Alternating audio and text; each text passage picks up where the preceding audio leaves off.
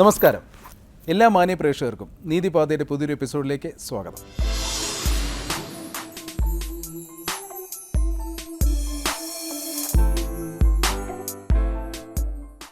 ശക്തമായ നിയമവ്യവസ്ഥ നിലവിലുള്ള രാജ്യമാണ് നമ്മുടെ ഇന്ത്യ. ഒരു പൗരൻ്റെ സുഖകരമായ ജീവിതത്തിന് വേണ്ടിയാണ് ഈ നിയമ സംവിധാനമെല്ലാം നിലകൊള്ളുന്നത്.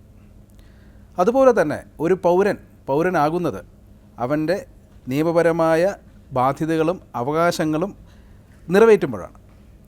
നിയമപരമായ ബാധ്യതയെക്കുറിച്ച് പറഞ്ഞു.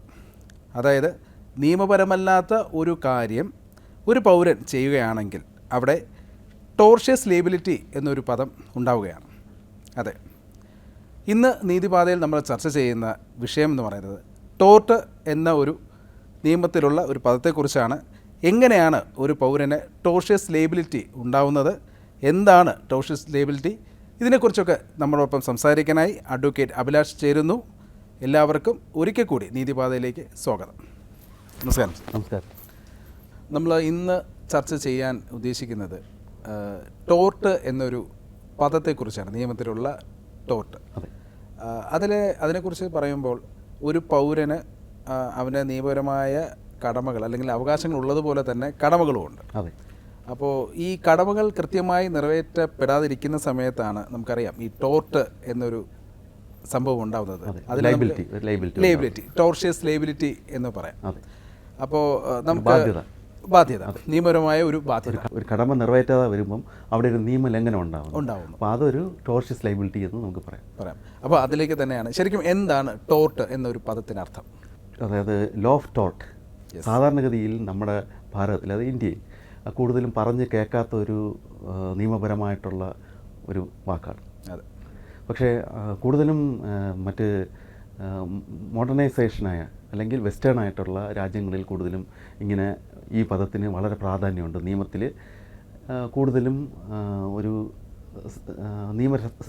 അവിടുത്തെ പൗരന്മാർക്ക് ഒരു നിയമ സംരക്ഷണം നൽകുന്നതിന് വേണ്ടി ഈ ഒരു പദത്തിന് ഒരു വൈഡായിട്ടുള്ളൊരു സിനേറിയ ഉണ്ട് എന്ന് തന്നെയാണ് നമുക്ക് മറ്റ് രാജ്യങ്ങളുടെ നിയമം വായിച്ചാൽ നമുക്ക് മനസ്സിലാക്കാൻ കഴിയുന്നത്. പക്ഷേങ്കിൽ ഇന്ത്യയിൽ ഈ പദം നേരിട്ട് നിയമപരമായ ഒരു സംഹിത അല്ലെങ്കിൽ നിയമപരമായിട്ടുള്ള നമ്മുടെ വ്യവസ്ഥിതിയിൽ ഉപയോഗിക്കുന്നില്ല.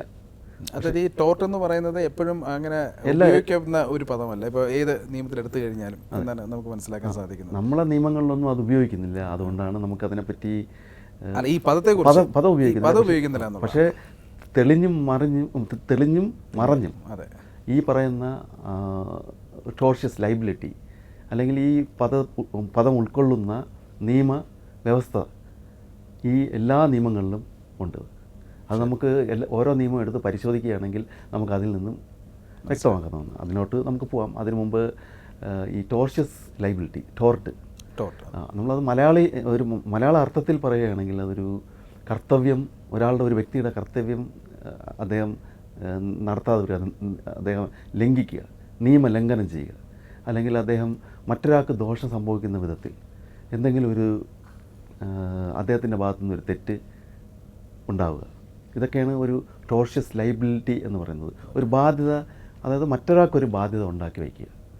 ഒരു പൗരൻ മറ്റൊരു വ്യക്തിക്ക് ഇദ്ദേഹത്തിൻ്റെ ഒരു മോശമായ റോങ് ഡൂവറായിട്ട് വരിക, ഇദ്ദേഹം ഒരു റോങ് ഡൂവറായും തെറ്റ് ചെയ്യപ്പെടുന്ന ആളായിട്ട് മാറുകയും അതിൻ്റെ അനന്തരഫലമായി മറ്റൊരു വ്യക്തിക്ക് അത് ദോഷകരമായി ഭവിക്കുകയും ചെയ്യുന്നതാണ് ഈ പറയുന്ന ടോർഷ്യസ് ലയബിലിറ്റിയിൽ ഉൾക്കൊള്ളുന്നത്. പ്രധാനമായും ഇതിനകത്ത് പറയുന്നത് അദ്ദേഹത്തിന് ഒരു ലോസ് ഉണ്ടാവുക അല്ലെങ്കിൽ ഒരു ഇഞ്ചുറി ഉണ്ടാവുക, അദ്ദേഹത്തിന് നഷ്ടം സാമ്പത്തികമായിട്ടോ അല്ലെങ്കിൽ ശാരീരികമായിട്ടുണ്ടാവാം, അല്ലെങ്കിൽ അദ്ദേഹത്തിൻ്റെ സ്വത്തിന് നഷ്ടം ഉണ്ടാവാം, അല്ലെങ്കിൽ അദ്ദേഹത്തിൻ്റെ ഒരു മൂവബിൾ ഓർ ഇമ്മൂവബിൾ വസ്തുക്കളായിട്ട് പ്രോപ്പർട്ടിക്ക് എന്തെങ്കിലും ഒരു ദോഷം, ഡാമേജ് സംഭവിക്കുക. അതായത് ഒന്നുകൂടി വ്യക്തമാക്കിയാൽ ഒരു പൗരൻ മറ്റൊരു പൗരന് അഭിലഷണീയമല്ലാത്ത, അതായത് ആഗ്രഹിക്കുക ഒരു പ്രവൃത്തി, നിയമപരമല്ലാത്ത ഒരു പ്രവൃത്തിയിൽ ഏർപ്പെടുന്നത് കൊണ്ട് മറ്റൊരു പൗരന് ഉണ്ടാകുന്ന നഷ്ടം, അയാളുടെ മൂവബിൾ അല്ല, ഇമ്മൂവബിൾ അല്ല, ഏത് രീതിയിലെങ്കിലും അയാൾക്ക് ഒരു ഡാമേജ് സംഭവിച്ചു കഴിഞ്ഞാൽ അവിടെ ഒരു ടോർഷ്യസ് ലയബിലിറ്റി ഉണ്ടാവുകയാണ്. Because of wrong doing of ഇന്നയാളുടെ wrong doing of the next person എന്നുള്ള രീതി. അതിനെയാണ് നമ്മൾ ഈ ടോർട്ട് അല്ലെങ്കിൽ ടോർഷ്യസ് ലയബിലിറ്റി എന്ന് നമ്മൾ ഈ പറയുന്ന വാക്കിലൂടെ അല്ലെങ്കിൽ ഈ ഒരു വേർഡിൻ്റെ ഡെഫിനിഷൻ എന്ന് നമുക്ക് പറയാൻ കഴിയുന്നില്ല. സാധാരണ രീതിയിൽ അത് സംഭവിക്കുമ്പോഴത്തേക്കും ഒരു മറ്റുള്ള കേസുകളിലേക്ക്, അതായത് IPC അല്ലെങ്കിൽ അങ്ങനെയുള്ള ആ സംഭവിച്ച അനുസരിച്ച് നിയമപരമായി പോവുകയാണ് ചെയ്യുന്നത്. അപ്പോൾ അത് ഈ ടോർട്ട് എന്നൊരു ആശയം അല്ലെങ്കിൽ ടോർട്ട് അല്ലെങ്കിൽ ടോർഷ്യസ് ലയബിലിറ്റി എന്നൊരു സംഭവം അവിടെ അടങ്ങിയിരിക്കുന്നു എന്നുള്ളതാണ് ഇതിലൊരു പരമാർത്ഥം. അത് പക്ഷേ വേറൊരു കാര്യം എന്ന് വെച്ച് കഴിഞ്ഞാൽ നമ്മുടെ ഇന്ത്യയിലുള്ള, നേരത്തെ ഞാൻ പറഞ്ഞു, വെസ്റ്റേൺ രാജ്യങ്ങളിലാണ്, പാശ്ചാത്യ രാജ്യങ്ങളിലാണ് ഇതിന് കൂടുതൽ പ്രാധാന്യം കൊടുത്ത് ഈ നിയമവ്യവസ്ഥകൾ, ഇതിനൊരു പ്രത്യേക നിയമവ്യവസ്ഥ, നിയമസംഹിത, ഒരു നിയമപരമായിട്ട് അംഗീകരിക്കപ്പെട്ട ഒരു ലീഗലി അംഗീകരിക്കപ്പെട്ട ഒരു ബുക്ക് ഉണ്ടാകുക, അല്ലെങ്കിൽ അങ്ങനെ ഒരു ബ്രാഞ്ച് ഉണ്ടാകുക നിയമത്തിൽ തന്നെ. പക്ഷേ നമ്മുടെ ഇന്ത്യയെ സംബന്ധിച്ച് നമ്മൾ ഈ ഒരു നിയമം, ടോർഷ്യസ് ലോ ഓഫ് ടോർട്ട് എന്ന് പറയുന്നൊരു സംഭവം അല്ലെങ്കിൽ അങ്ങനെ ഒരു നിയമസംഹിത നമുക്കില്ല.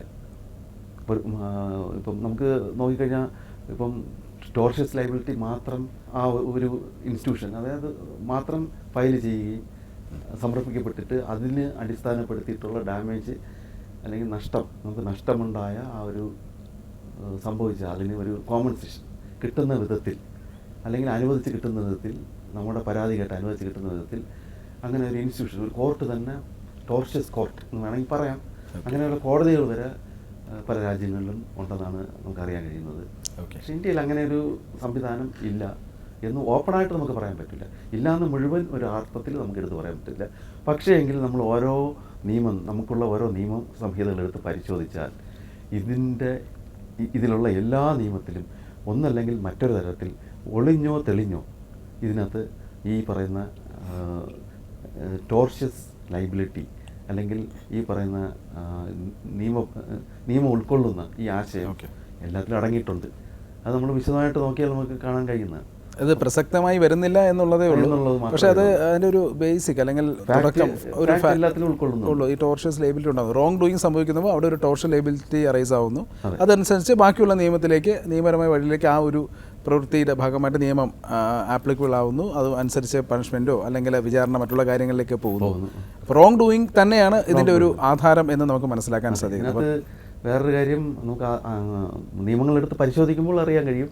പക്ഷെ ഒരു കാര്യം ഈ ടോർഷ്യസ് ലയബിലിറ്റിയെ കുറിച്ച് പ്രത്യേകിച്ച് പറയാനുള്ളത്, ഒരു കരാർ ലംഘനത്തിലൂടെ ഉണ്ടാവുന്നതല്ല, അല്ലെങ്കിൽ മറ്റൊരാളുടെ താല്പര്യം അദ്ദേഹത്തിൻ്റെ ഒരു ഇൻട്രസ്റ്റ് അതിനെ ഹനിച്ചുകൊണ്ടും ഉണ്ടാവുന്ന ഒരു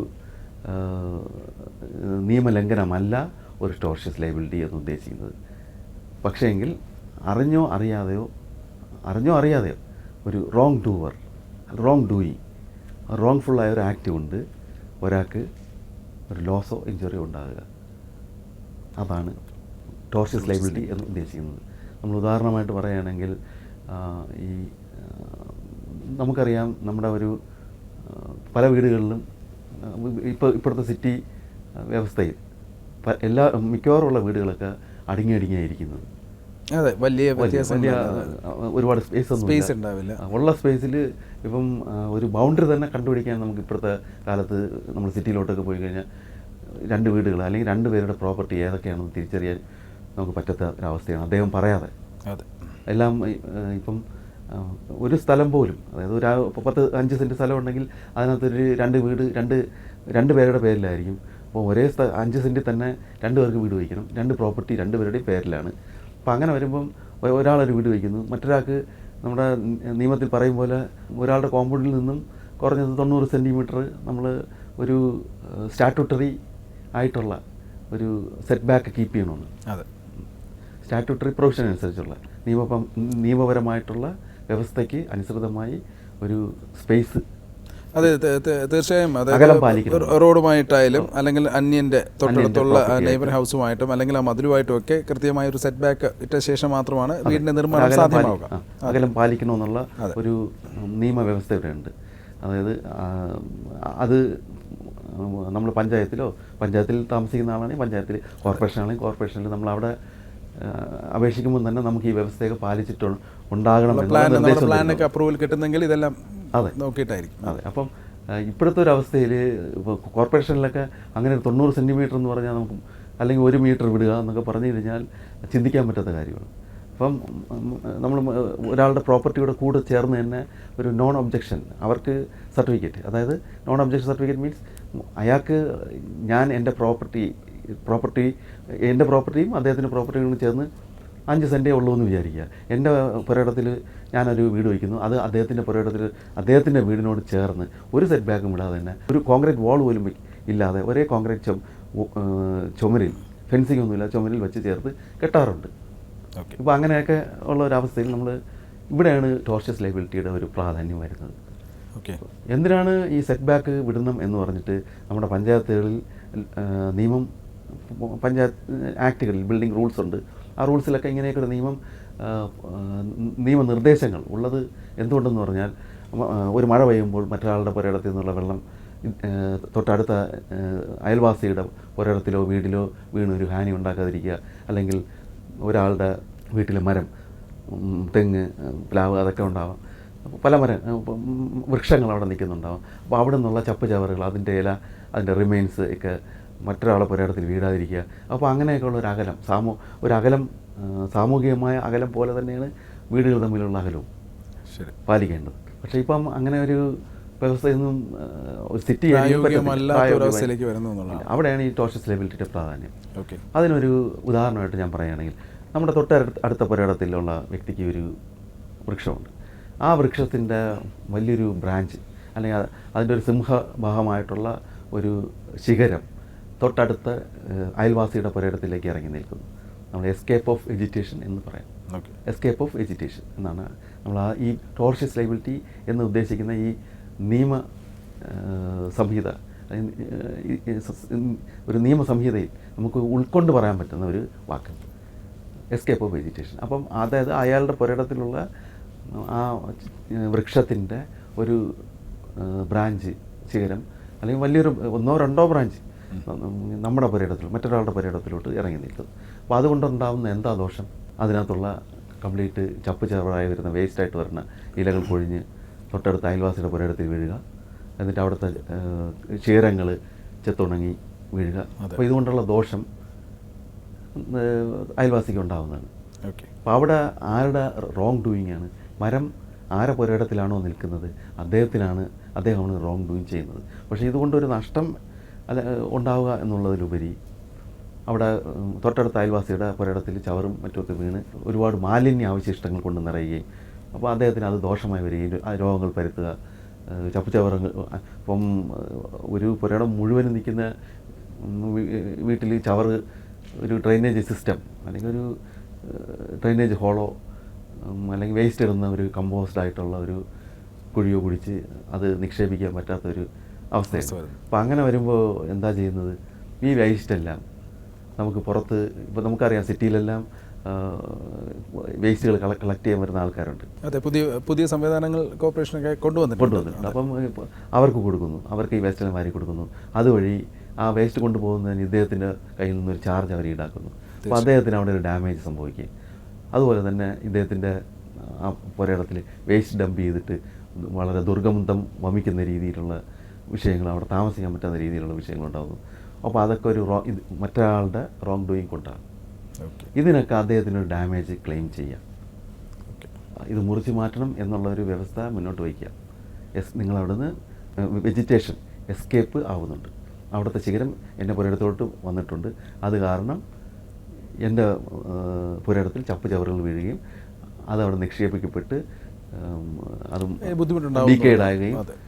ഡീക്കേഡായി ഡീകമ്പോസ് ആയി അതിൽ നിന്നും ബാക്ടീരിയ മറ്റുമൊക്കെ ഫോം ചെയ്ത് എൻ്റെ വീട്ടുകാർക്ക് അസുഖം വരാൻ അറ്റ്മോസ്ഫിയർ ഉണ്ടാകുന്നു, പിന്നെ വളരെ ദുർഗന്ധം വമിക്കുന്നു. പിന്നെ ഇതെല്ലാം ഞാൻ വാരി കൊടുക്കാൻ എൻ്റെ കയ്യിൽ നിന്ന് മറ്റ് ചിലവുകളുണ്ടാകുന്നു. അപ്പോൾ ഇതെല്ലാത്തിനും കൂടെ ഒഴിവായിക്കൊണ്ട് നമുക്ക് ഈ മരത്തിൻ്റെ ശിഖരം മുറിച്ച് കളയാം, അല്ലെങ്കിൽ പ്രൊട്ടക്റ്റഡ് ആയിട്ടുള്ള രീതിയിൽ, രണ്ടുപേർക്കും ഹാനി വരാത്ത രീതിയിൽ പ്രൊട്ടക്റ്റഡ് ആയിട്ട് ഇതിൻ്റെ ബ്രാഞ്ചസ് ചോപ്പ് ചെയ്ത് മാറ്റാം, കട്ട് ചെയ്ത് മാറ്റി. അപ്പോൾ അതിന് എതിർകക്ഷി നമ്മുടെ അയൽക്കാരൻ സമ്മതിക്കാതെ വരികയാണെങ്കിൽ അതുമായിട്ട് ബന്ധപ്പെട്ട് ഉള്ള ഫോറം ഉണ്ട്, ഒരു ട്രിബ്യൂണൽ, ഓംബുഡ്സ്മാൻ ഉണ്ടാകും. Panchayat secretary, panchayat ombudsman, corporation ആണെങ്കിൽ അതുപോലെ കോർപ്പറേഷൻ സെക്രട്ടറി, അവർക്കൊക്കെ പരാതി കൊടുക്കാം. പരാതി കൊടുത്തിട്ട് അതിൻ്റെ മുകളിൽ പോകണമെന്നുണ്ടെങ്കിൽ അതിന് ട്രിബ്യൂണലുണ്ട്, അതുമായിട്ട് ബന്ധപ്പെട്ട് ഡാമേജ് നമുക്ക് ചോദിക്കാം. അപ്പോൾ ഇത് പക്ഷേ ഒരിക്കലും ഈ പറയുന്ന ഒരു ടോർഷ്യസ് ആക്ട്, ലോ ഓഫ് ടോർട്ട് എന്നുള്ളൊരു വിധത്തിൽ നമുക്ക് പോകാൻ കഴിയത്തില്ല.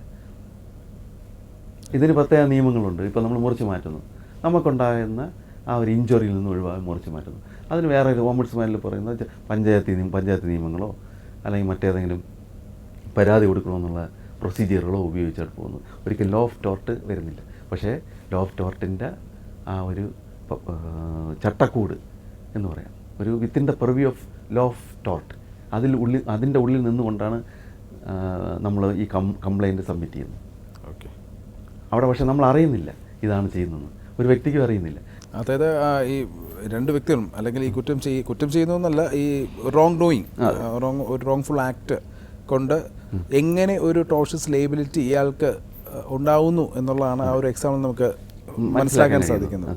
കാരണം മരം അപ്പുറത്തേക്ക് പോകുന്നു, അല്ലെങ്കിൽ മരത്തിൻ്റെ ചില്ല പോകുന്നു, അവിടെ അടുത്ത നെയ്ബറിന് ഒരു പ്രശ്നം ഉണ്ടാകുന്നു, അത് പ്രൊട്ടക്റ്റ് അല്ലെങ്കിൽ ആ ഒരു പ്രശ്നം അവോയ്ഡ് ചെയ്യേണ്ട ധാർമ്മികമായ ഒരു ഉത്തരവാദിത്വം ഇയാൾക്കുണ്ട്. പക്ഷെ അത് ചെയ്യാതിരിക്കുമ്പോഴത്തേക്കും ഒരു ടോർഷ്യസ് ലയബിലിറ്റി അവിടെ ഇയാൾക്ക് ഉണ്ടാകുന്നു എന്നുള്ളതാണ്. അവിടെ അത് അങ്ങനെ ഒരു ലയബിലിറ്റി ഉണ്ടാവുകയാണ് അവിടെ. ഓക്കെ. ആ ലയബിലിറ്റി എങ്ങനെ മാറ്റാമെന്ന് വെച്ചാൽ നമുക്കിപ്പം ഒരു പരിധി വരെ അദ്ദേഹത്തിനോട് പറയാം, അത് കഴിഞ്ഞാൽ പറ്റത്തില്ല. അപ്പം ഇതിൻ്റേതായ ഫോറമില്ല പക്ഷേ കൊടുക്കാൻ. പക്ഷേ വേറെ ഒരു രീതിയിൽ ഇപ്പം ഒരു ഓംബുഡ്സ്മാൻ, അതാണ് ഞാൻ നേരത്തെ പറഞ്ഞത്, ഓംബുഡ്സ്മാനിൽ നമുക്ക് കൊടുക്കാം. അതായത് നമ്മളിവിടെ നോക്കുകയാണെങ്കിൽ LSCT ombudsman, local self government institutions ഓംബുഡ്സ്മാനുണ്ട്. അത് അവിടെ കംപ്ലയിൻറ്റ് കൊടുക്കുകയും അതിൻ്റെ മുകളിലോട്ട് പോവുകയാണെങ്കിൽ അപ്പീൽ അതോറിറ്റി ആയിട്ടുള്ള local LSGIT, local self government institutions ട്രിബ്യൂണലുണ്ട്. ഓംബുഡ്സ്മാനോട് ട്രിബ്യൂണലുണ്ട്. ഓംബുഡ്സ്മാനിലെ ഒരു കംപ്ലയിൻറ്റ് നമുക്ക് പരിഹാരം ഉണ്ടാകുന്നതിൽ അതിൻ്റെ മുകളിലോട്ട് പോകും. അത് അവിടുത്തെ ഒരു കേസ് കൊണ്ട് ഒരാൾക്ക് ദോഷമുണ്ടായാൽ അതിൻ്റെ മുകളിലത്തെ ഫോറത്തിൽ അപ്പീലായിട്ട് നമുക്ക് പോകും. അപ്പോൾ ഈ രണ്ട് ഇങ്ങനൊരു രീതിയിലാണ് പോകേണ്ടത്. പക്ഷേ ഇതൊന്നും നമ്മൾ ടോർഷ്യസ് ലയബിലിറ്റി ആയിട്ടല്ല പോകുന്നത്, മറിച്ച് നമ്മളെങ്ങനെയാണ് പോകുന്നത്, നമ്മൾ മറ്റൊരു നിയമത്തിൻ്റെ സഹായത്തോടു കൂടി local self government institutions rules act അതിൻ്റെയൊക്കെ അതിൽ പറയുന്ന അല്ലെങ്കിൽ അതിൽ ഉൾക്കൊള്ളുന്ന പ്രൊവിഷൻസ് നമ്മൾ ഉപയോഗിച്ചാണ് ഇവിടെയൊക്കെ പോയി ഒരു പെറ്റീഷൻ ഫയൽ ചെയ്യുന്നത്, അല്ലെങ്കിൽ നിയമപരമായ നടപടിയിലേക്ക് നമ്മൾ കടക്കുന്നത്. അവിടെ ടോർഷ്യസ് ലയബിലിറ്റി എന്നൊരു പദമല്ല ഉയർത്തിപ്പിടിച്ചുകൊണ്ടൊന്നും അല്ല. അത് ആർക്കും സാധാരണ ഒരു വ്യക്തിക്ക് അത് പറഞ്ഞാലും അറിയണമെന്നില്ല, മനസ്സിലാവണമെന്നില്ല. അതെ. മറ്റൊരു അതുപോലെ തന്നെ നമുക്കൊരു ഡാമേജ് ക്ലെയിം ചെയ്തു, ഇതുമായിട്ട് ബന്ധപ്പെട്ട് നമുക്ക് ഡാമേജ് ഉണ്ടായി. ഓക്കെ. ഡാമേജ് ഉണ്ടെങ്കിൽ അത് നമ്മൾ സിവിൽ ലോ ആയിട്ട് സിവിൽ കോടതികളിൽ നമ്മൾ ഡാമേജസ് കിട്ടണമെന്ന് പറഞ്ഞ് ഫയൽ ചെയ്യാം. ഓക്കെ. അപ്പോൾ ഇതാണ് ടോർഷ്യസ് ലയബിലിറ്റി എന്നുകൊണ്ട് നമുക്ക് വേറെ മറ്റൊരു ഉദാഹരണം നമുക്ക് പറയണമെങ്കിൽ ഒരുപാടുണ്ട്. പക്ഷേ ഒന്ന് രണ്ട് മനസ്സിലാക്കത്തക്ക വിധത്തിലുള്ള ഉദാഹരണങ്ങൾ പറഞ്ഞാൽ ഒരു സാധാരണ ഒരു നിയമം ആൾക്കാർക്ക് മനസ്സിലാകാൻ എളുപ്പമാണ്. ഇപ്പോൾ ഉദാഹരണത്തിന് നമ്മുടെ വീട്ടിലൊരു പട്ടി വളരെ ക്രൂരമായി പെരുമാറുന്ന ഒരു സ്വഭാവമുള്ള ഒരു പട്ടിയാണെന്ന് വിചാരിക്കുക. അപ്പം നമ്മുടെ ഒരു കടമ എന്ന് പറഞ്ഞാൽ, ഒബ്ലിഗേഷൻ എന്ന് പറഞ്ഞു കഴിഞ്ഞാൽ, നമ്മളൊരു കർത്തവ്യം എന്താണ്, ഈ പട്ടിയെ നമ്മൾ കഴിയുന്നതും അടിച്ച് പുറത്തു വിടാതിരിക്കുക, ഫ്രീ ആയിട്ട് പുറത്തു വിടാതിരിക്കുക. അതുപോലെ തന്നെ അതിനെ കെട്ടിയിടുക അല്ലെങ്കിൽ കൂട്ടിലടച്ചിടുക. മറ്റുള്ളവർ നമ്മുടെ വീട്ടിലോട്ട് വരുമ്പോൾ ഇതിനെ കെട്ടിയിടുക. കെട്ടിയിട്ട് കഴിഞ്ഞാൽ നമ്മൾ അതിനെ സംരക്ഷിക്കുകയാണ് ആ പട്ടിയെ. ഇപ്പം പക്ഷേ ഒരു കാരണവശാൽ പലപ്പോഴും നമ്മൾ പുറത്ത് തുറന്നു വിടണമെങ്കിൽ അത് മറ്റുള്ളവരെ കടിക്കുകയും അതിൻ്റേതായ ഭവിഷ്യത്തുണ്ടാവും, നമുക്ക് അവെയറാണത്. അതുപോലെ തന്നെ അതുകൊണ്ടാണ് കെട്ടിയിടുകയും കൂട്ടിലടക്കുകയും ചെയ്യുന്നത്. പക്ഷെ നമ്മൾ ശ്രദ്ധിക്കേണ്ട ഒരു കാര്യം, നമ്മൾ കെട്ടിയിടുന്ന ചങ്ങല അത് നല്ല സ്ട്രോങ് ആണോ, അത് ഇല്ലാതായതാണോ, അത് നശിച്ചു പോകാറായിട്ടുള്ള ഒരു ചങ്ങലയാണോ ഉപയോഗിച്ചാണോ ഇതിനെ കെട്ടിയിരിക്കുന്നത്. കാരണം എപ്പോഴാണോ അത് ഭയങ്കര ക്രൂവലാണ്, അത് എപ്പോഴാണോ പൊട്ടിച്ചുകൊണ്ട് പോകാം. അതുപോലെ അതിനെ തുറന്നു വിട്ടാൽ അത് നമ്മളുടെ കോമ്പൗണ്ട് വാൾ ചാടിക്കടന്ന് പോകാൻ സാധ്യതയുണ്ടോ, ഇതിനെക്കുറിച്ചൊക്കെ നമ്മൾ അവെയറായിരിക്കണം. ഓക്കെ. അവിടെ വന്നിട്ട് ഈ പട്ടി നമ്മുടെ കോമ്പൗണ്ട് വാൾ ചാടിപ്പോവുകയോ അല്ലെങ്കിൽ നമ്മൾ കൂട്ടിലടച്ചിട്ടിരിക്കുകയാണ്, അതിൻ്റെ വാതിൽ അത്ര സ്ട്രോങ് അല്ല, ഡോറ്, അതിനെപ്പോഴും ചവിട്ടിപ്പൊളിച്ച് പുറത്തിറങ്ങി പുറത്തുള്ളവരെ അന്യ ആൾക്കാരെ ഉപദ്രവിക്കാൻ സാധ്യതയുണ്ട്, നമുക്ക് തിരിച്ചറിവുണ്ട്. അല്ലെങ്കിൽ ഒരാൾക്ക് കാണുമ്പോൾ തന്നെ നമുക്ക് അറിയാൻ പറ്റും, ആ ഒരു അതിനടച്ചിട്ടിരിക്കുന്ന കൂട് അതെപ്പോഴും വേണം ചവിട്ടി പൊളിച്ച് വെളിയിറങ്ങാം. അതിനെ കെട്ടിയിട്ടിരിക്കുന്ന ചങ്ങല അത് ദ്രവിച്ചില്ലാതെ ആവാറായത് അതെപ്പോഴും വേണം പൊളിച്ച് വരാം. അതുപോലെ നമ്മൾ കോമ്പൗണ്ട് പോലെ ചാടി കിടക്കാം. ഇതൊക്കെ നമുക്ക് അവെയറാണ്.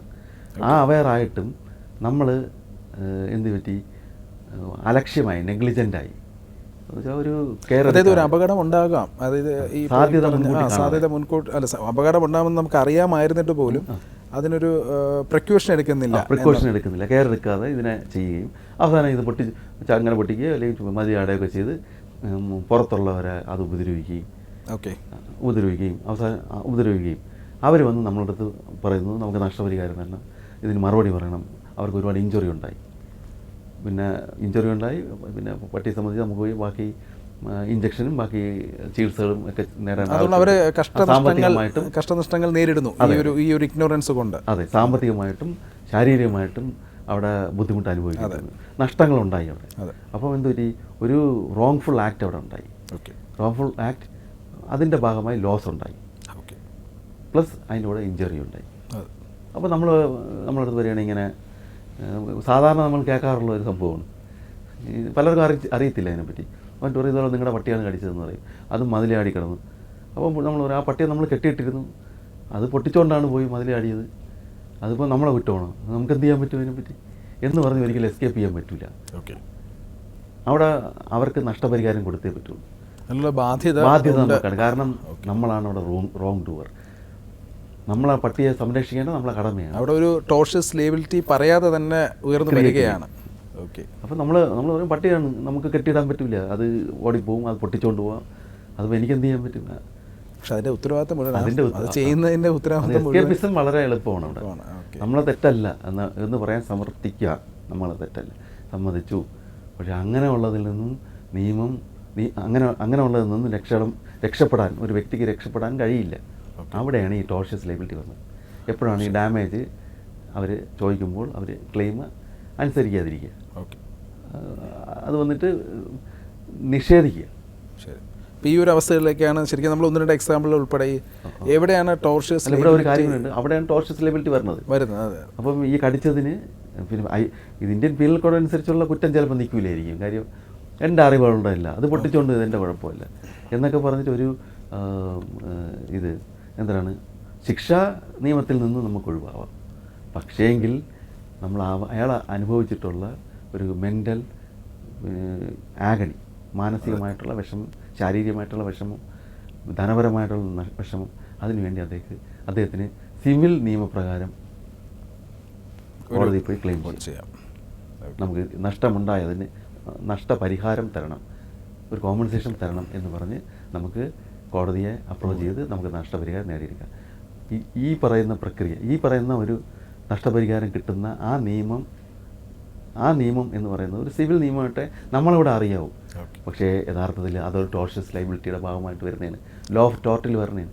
അപ്പോൾ ഇതൊക്കെ അപ്പം നമ്മളിപ്പോൾ തന്നെ 2 എക്സാമ്പിൾ പറഞ്ഞപ്പോഴും ഇതിനകത്ത് എല്ലാം ഏത് നിയമം ഉപയോഗിച്ചാണ് എന്ന് നമുക്കറിയത്തില്ല. എന്നാൽ കൂടിയും ഈ ടോർഷ്യസ് ലയബിലിറ്റി എന്ന് പറയുന്ന പദത്തിൻ്റെ ഒരു വ്യക്തത നമുക്ക് ചൂണ്ടിക്കാണിക്കാൻ കഴിയും. അപ്പോൾ നമ്മൾ കൃത്യമായി എക്സാമ്പിൾ സഹിതം, അതായത് ഒരു എങ്ങനെയാണ് ഒരു ടോർഷ്യസ് ലയബിലിറ്റി ഉണ്ടാവുന്നു എന്ന് നമുക്ക് മനസ്സിലാവുന്നു. അത് ശരിക്കും പറയാൻ ഇത് പറഞ്ഞ പോലെ ഒരു ക്രിമിനലിൻ്റെ പരിധി അത് അങ്ങനെ വരുന്ന റോങ് ഡൂയിങ് അത് വന്നില്ലെങ്കിൽ പോലും ഒരു സിവിൽ കോടതിയിലേക്ക് നമുക്ക് ഈ ടോർഷ്യസ് ലയബിലിറ്റി കൊണ്ടുപോകും. കാരണമാണ് നമ്മളത് അപ്രോച്ച് ചെയ്യുന്നതും പ്രധാനമായിട്ട് നഷ്ടപരിഹാരം എന്നുള്ളതാണ്, നഷ്ടപരിഹാരം കോമ്പൻസേഷൻ എന്നുള്ളതാണ് അതിലേക്ക് ടോർഷ്യസ് ലയബിലിറ്റിയുടെ ഒബ്ജക്റ്റീവ് എന്ന് പറയുന്നത്. ഓക്കെ, നമ്മൾ ഈ ടോർഷ്യസ് ലയബിലിറ്റി എങ്ങനെ ഉണ്ടാകുന്നു, അതിനകത്ത് ഒരു കോമ്പൻസേഷൻ ആണ് കൂടുതൽ പ്രധാനമായിട്ടും നിൽക്കുന്നത് എന്നുള്ളതൊക്കെ നമുക്ക് ഇവിടെ സമർത്ഥിക്കാൻ കഴിഞ്ഞു. അപ്പോൾ ടോർട്ട് എന്ന വാക്കിൻ്റെ അർത്ഥം അല്ലെങ്കിൽ ടോർഷ്യസ് ലയബിലിറ്റി എവിടെയൊക്കെ ഉണ്ടാവുന്നു എന്നുള്ളത് മനസ്സിലാക്കാൻ ഈ 2 എക്സാമ്പിൾ പര്യാപ്തമാണ്. ശരിക്കും പറഞ്ഞാൽ ഒരുപാടുണ്ട്, പക്ഷേ എല്ലാം സമയപരിമിതി കൊണ്ട് പറ്റുന്നില്ല. അതെ, അതിൻ്റെ കോമ്പൻസേഷൻ അതിൽ അടങ്ങിയിരിക്കുന്നു, അത് സിവിൽ നിയമത്തിൻ്റെ പരിധിയിലേക്ക് വരുന്നു. പിന്നെ ഇന്ത്യയിൽ ടോർട്ട് എന്നൊരു പദം അത്ര കണ്ട് പരിചിതമല്ലെങ്കിൽ പോലും പുറത്തുള്ള രാജ്യങ്ങൾ, പാശ്ചാത്യ രാജ്യങ്ങളിൽ ഇതിനെല്ലാം വളരെ പ്രസക്തം, അതിന് തന്നെ ഉതകുന്ന കോടതികൾ, ടോർട്ട് എന്ന അല്ലെങ്കിൽ കോർട്ടുകൾ തന്നെ അറിവാണ് അതുള്ളത്. അപ്പോൾ നമ്മുടെ നീതിപാതയുടെ ഈ ഒരു എപ്പിസോഡിൽ നമുക്ക് ഇവിടെ സമയം തീരുകയാണ്. അപ്പോൾ ടോർട്ടുമായിട്ട് തന്നെ അല്ലെങ്കിൽ ടോർഷ്യസ് ലയബിലിറ്റി തന്നെ കുറിച്ച് കൂടുതൽ കാര്യങ്ങൾ നമുക്ക് അറിയേണ്ടതുണ്ട്. അപ്പോൾ അടുത്ത എപ്പിസോഡിൽ വീണ്ടും കാണാം. നന്ദി, നമസ്കാരം.